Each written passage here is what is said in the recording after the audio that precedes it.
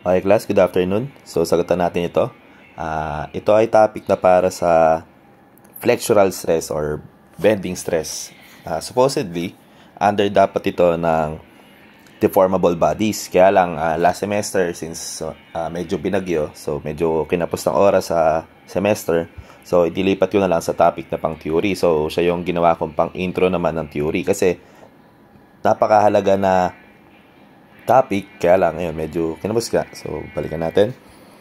Meron tayong first problem. A cantilever beam, 50 mm wide by 150 mm high and 6 meters long, carries a load that varies uniformly from 0 at the free end to 1,000 Newton per meter at the wall. Letter A, compute the magnitude and location of the maximum flexural stress. Letter B naman, determine the type and magnitude of the stress in a fiber 20 mm from the top of the beam at a section 2 meters from the free end. So, halos ginawa lang na, ang medyo tricky lang naman dito talaga ay yung pagiging word problem niya kasi walang ibinigay na figure. So, makikita mo rito, yung figure na yan ay ginawa ko lang din. So, balikan natin sinabi ng problem. Ang sabi niya, 50 mm wide daw yung beam natin, tapos 150 mm high. So, gawin ko lang siguro muna. Pakita natin.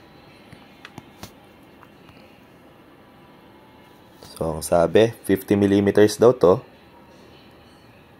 Ito naman, yung height naman niya ay 150 mm. Tapos, 6 meters daw yung length ng beam natin. Nagdadala daw ito ng uniformly varying load na 0 dito sa free end. Ito, 0 dyan. Tapos, 1,000 naman daw doon sa wall. So, doon sa may fixed support. Ito yan. So, 1,000 newtons per meter. Ang sinasabi sa letter A, hanapin lang yung magnitude tsaka location ng maximum flexural stress. Siyempre, kung ang usapan lang natin ay maximum moment, siyempre mag-o-occur dito yan sa fixed support mismo. Yung moment reaction dyan, siya na yung magiging maximum moment natin. Kaya lang, tinutukoy kasi is maximum flexural stress. So, para makumpleto lang, siyempre, para lumitaw yung maximum value, lagi yung sinasabi, para lumitaw ang maximum value, dapat ipalit mo yung maximum value din na pangpalit sa kanya, mapang-substitute. Kunwari, di ba ang bending stress natin, FB, is equal to MC over I. Or yung sa iba naman, ay my over I, or my over I. So, kung gagawin mo lang ito maximum, kunwari, ang gusto palitawin is maximum, dapat yung M mo rin, ito, dapat maximum din to. Yung C mo rin, dapat maximum din. Yung inertia naman, wala naman maximum o minimum yan. Pero yan, ganoon lang natin palalabasin yung maximum flexural stress. So, gawin natin. Una, hanapin muna natin yung moment. So, pangalanan ko muna ito as point A. So, gawin natin. Summation, moment about point A is equal to 0.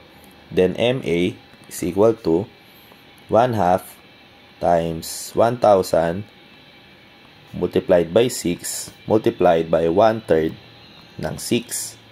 So, yung MA natin, MA is equal to 0.5 times 1,000 times 6 times 2. 6,000 newtons meter. So, ito yung moment natin. Siya na rin yung Mmax natin. Tapos, ang hinahanap, yung magnitude ng flexural stress, edi gawin lang natin. So, FB max is equal to, yung M natin na ipapalit, syempre yung maximum nga, 6,000. Kaya lang mapapansin mo, naka-meter pa ito. So, i-multiply natin ito sa 1,000. So, exponent 3 times 1,000, ibig sabihin ng class, multiplied by C. Again, para lumitaw ang maximum value din ang ipalit. So, kung titingnan mo yung beam natin, syempre, ang neutral axis niya nandito sa gawing gitna. Tapos, either papunta ka sa baba or papunta sa taas. Since rectangular lang naman ito, so kahit saan lang naman mapunta dyan, okay lang. Compute the magnitude. So, 150 divided by 2 is 75.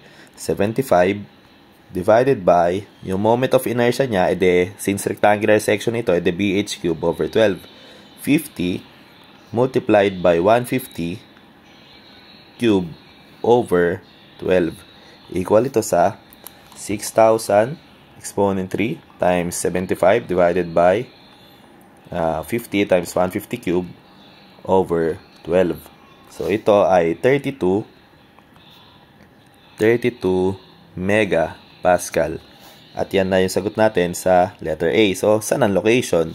So, ang location niya, located, lagay ko na lang siguro dito, located at fixed support.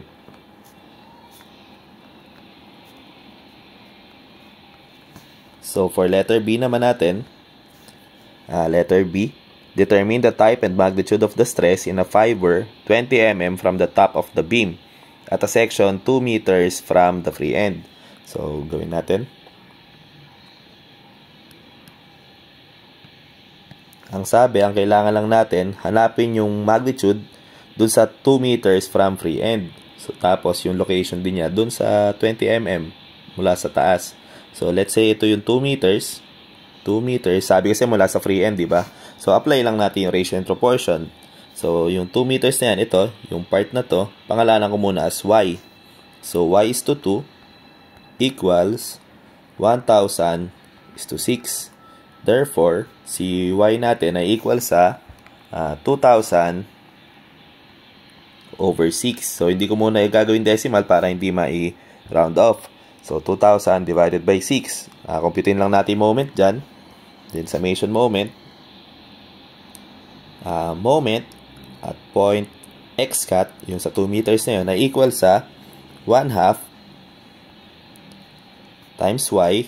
Kinonsider ko nga pala dito yung left side na lang para mas madali, para hindi na mag-trapezoid. So, 1/2 times y multiplied, ang base niya ay 2 multiplied by 1/3 ng 2. So, 0.5 times 2,000 divided by 6 times 2 times 2/3. Ito ay equal sa 222.2222. So, since hindi pa naman final answer ito, hindi ko muna i-2 decimal. So, ayan, meron na tayong mx. So, yung c na lang. Kuhanin natin yung flexural stress. FB is equal to 222.2222. By the way, Newton meter ang ano nito. Siyempre, meter na naman yan. So, exponent 3 kasi gusto natin maging millimeters. So, yung C natin, ang sabi rito, class, ito, ang sabi rito ay yung stress daw sa fiber na 20 millimeters from the top. Diba ito, yung part na to, 75 yan. So, wag lang magpalito sa problem. Ang sinabi, 20 millimeters, hindi mula sa neutral axis, kundi mula dito sa taas. So, ito daw yung 20 millimeters. Ibig sabihin, 55 yung distance nun, nung point na to, papunta rito sa neutral axis. So, yung C natin ay magiging 55. So, lagay ko dito, 55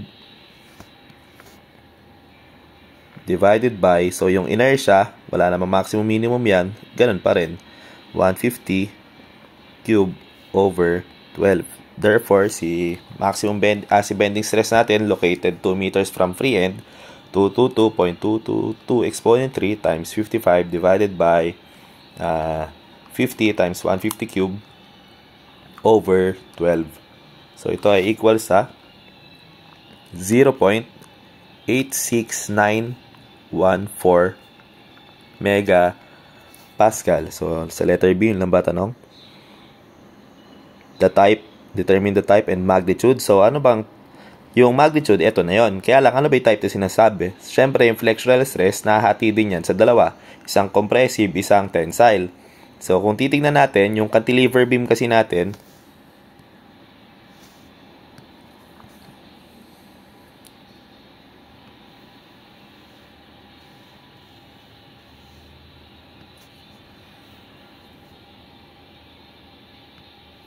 ayan, yung cantilever beam kasi nating class, syempre, kapag nag-deflect ito dahil sa load natin, kapag nag-deflect yan, ng elastic curve niyan ay magiging ganito. So, ganyan siya magde-deflect. Syempre, ang maximum deflection pa rin nandun sa free end natin. Kaya lang, hindi naman din deflection ng pake natin. Ang tinatanong lang kung nasaan yung part na kung anong type ng flexural stress, yun nandun sa tinutukoy ng problem, sa 2 meters. Kung pa ganyan yan, edi mapapansin mo parang medyo pasad yung naging curvature. So, kung ito-drawing pa natin yung, try nating explain pa. So, dahil sa part na to, pasad yung nangyari, yung part na to ay under compression. Ito naman ay under tension. Therefore, magiging sagot natin, yung type ng flexural stress dito ay tensile. Ayun na, class.